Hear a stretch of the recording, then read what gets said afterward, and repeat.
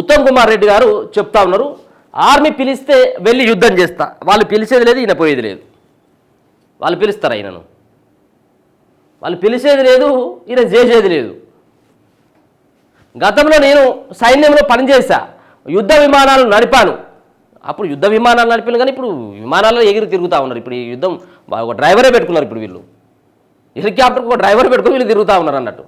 గతంలో నేను సైన్యంలో పనిచేశా, యుద్ధ విమానాలు నడిపాను, పీఓకే భారత్ వశమైతే తప్ప కాశ్మీర్ సమస్య పరిష్కారం కాదు. ఒక మంచి మాటే అనుకో, సరే ఓకే, అవసరమైనట్టయితుంటే నా సాయం కనుక భారత్ కనుక కోరినట్టయితుంటే, సైన్యం కనుక కోరినట్టయితుంటే నేను కూడా పోయి యుద్ధం అయితే చేస్తా, నాకు అనుభవం ఉన్నదని చెప్పేసి ఒక మంచి పిలిపే అనుకోవచ్చు. కానీ ఇప్పుడున్నటువంటి సందర్భంలో ఆయన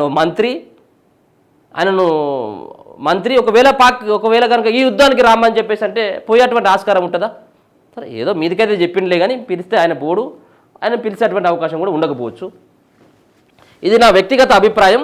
హెలికాప్టర్లో తిరగడం షో కోసం కాదు, ప్రజల పనులు వేగంగా చేయాలని మంత్రి ఉత్తమ్ కుమార్ రెడ్డి వెల్లడి. ఇప్పుడు ప్రజల పనులు వేగంగా చేయాలంటే ఇప్పుడు అక్కడ ప్రజలు ఏదైతే ఇప్పుడు మీరు పెట్టినటువంటి పథకం ఇందిరమ్మ ఇండ్ల పథకం అని పెట్టిండ్రు.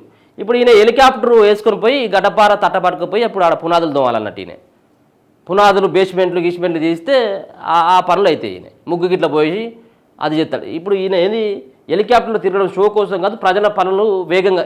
ఏం చేస్తావు వేగంగా? నువ్వు ఇక్కడ కూర్చొని నువ్వు ఆర్డర్స్ పాస్ చేయడమే కదా. ఓ మంత్రి హోదాలో ఉండి సెక్రటేరియట్లో లేకపోతే నీకున్నటువంటి ఆఫీసులో కూర్చొని అక్కడ ఉన్నటువంటి అధికారులతో సమన్వయం చేసుకుని మీటింగ్లు పెట్టాల్సిందే తప్పించి ప్రజల పనులు వేగం చేయాలన్న ఉద్దేశంతో మేము హెలికాప్టర్లో తిరుగుతూ ఉన్నామని. హెలికాప్టర్లో తిరగకపోతే కాదా సార్ పని?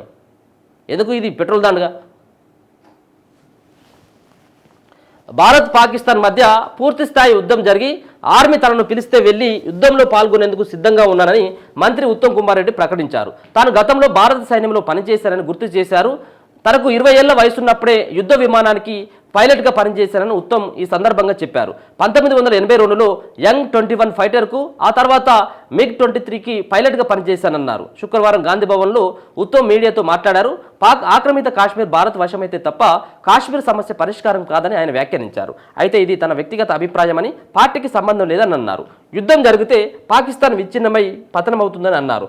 పహల్గామ్ ఉగ్రదాడికి భారత సైన్యం ప్రతిదాడి సరైన చర్య అని ఉత్తమ్ పేర్కొన్నారు. ఇదిలా ఉండగా తాము షో చేయడానికి హెలికాప్టర్లో తిరగడం లేదని, ప్రజల సమస్యలు త్వరగతిగా పూర్తి చేసేందుకు వాడుతున్నామని ఉత్తమ్ వివరణ ఇచ్చారు. హెలికాప్టర్లో హైదరాబాద్ నుంచి తెలంగాణలో ఏ ప్రాంతానికి వెళ్ళినా గరిష్టంగా 1.20 లక్షల మేర ఇంధనం ఖర్చు వస్తుందన్నారు. అంటే 1,20,000 ఖర్చు వస్తుందట. ఏదైనా కార్యక్రమానికి హెలికాప్టర్లో వెళ్ళినప్పుడల్లా 3-4 మంత్రులు వెళ్తున్నాం. 4 మంత్రులు రోడ్డు మార్గంలో వెళ్తే కాన్వాయ్ అధికారులు పోలీసుల ఖర్చు కలుపుకుంటే అంతకంటే ఎక్కువ అవుతుందని, సమయం కూడా చాలా వృధా అవుతుందని ఆయన చెప్పారు. అంటే ఇప్పుడు 4 కాబట్టి మనిషిని తీసుకొని పోతానంటున్నారు వీళ్ళు. ఏది షేర్ ఆటో లెక్క ఆ మంత్రి 1,20,000 అయితే 4 కాబట్టి మనిషి 40,000 వేసుకొని పోతానని చెప్తున్నాడు అన్నట్టు. అందుకే మొన్న కేటీఆర్ అంటా ఉన్నాడు, మంత్రులు అంతా కూడా షేర్ ఆటో లెక్క హెలికాప్టర్లు వినియోగించుకుంటున్నారని మొన్న కేటీఆర్ అన్నాడు. ఇప్పుడు ఈయన కూడా అదే అంటా ఉన్నాడు.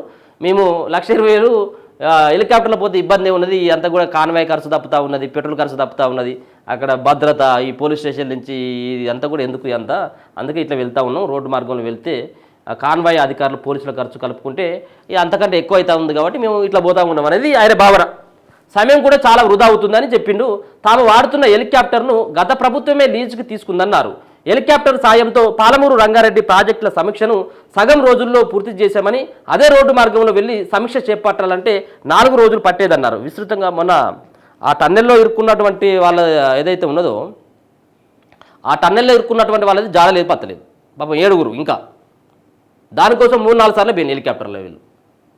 మరి త్వరగతిగా పూర్తి చేయాలంటే మరి ఇప్పుడు హెలికాప్టర్లో పోయినటువంటి మనుషులు అక్కడ చేయాలి కదా పని. ఇప్పుడు ఏది ఇక మోటార్ సామెత ఉంది కానీ చెప్తే బాగోదులే కానీ సరే ఓకే. ఏదేమైనప్పుడు కూడా మీరు వాడేటువంటి హెలికాప్టర్ల పట్ల చాలా విమర్శలే వస్తూ ఉన్నాయి. సో హెలికాప్టర్లు లేనిది వాళ్ళు పనే చేయట్లేదు, హెలికాప్టర్లు లేకపోయినట్టు వాళ్ళు ఎక్కడికి టూర్లకు కూడా పోతలేరు అనేది. ఇక ఉత్తమ్ కుమార్ రెడ్డి వాదన ఏంటంటే ఈ ఆర్మీ ఇక్కడ ఉన్నటువంటి ఆ ఖర్చులు ఎందుకు, రానుపోను ఖర్చులు ఎందుకు, పెట్రోల్ దండగా, కాన్వాయ్ దండగా, అంత దండగా కాబట్టి మేము హెలికాప్టర్లో పోతా ఉన్నాం. అవసరమైతుంటే ఇక ఆర్మీకి ఏమైనా పిలిచినట్టు అవుతుంటే అక్కడి నుంచి ఆర్మీ అధికారుల దగ్గర నుంచి ఏమైనా ఫోన్ వచ్చినట్టు అవుతుంటే ఫోన్ ఎప్పటికీ ఆన్లో ఉంటుంది.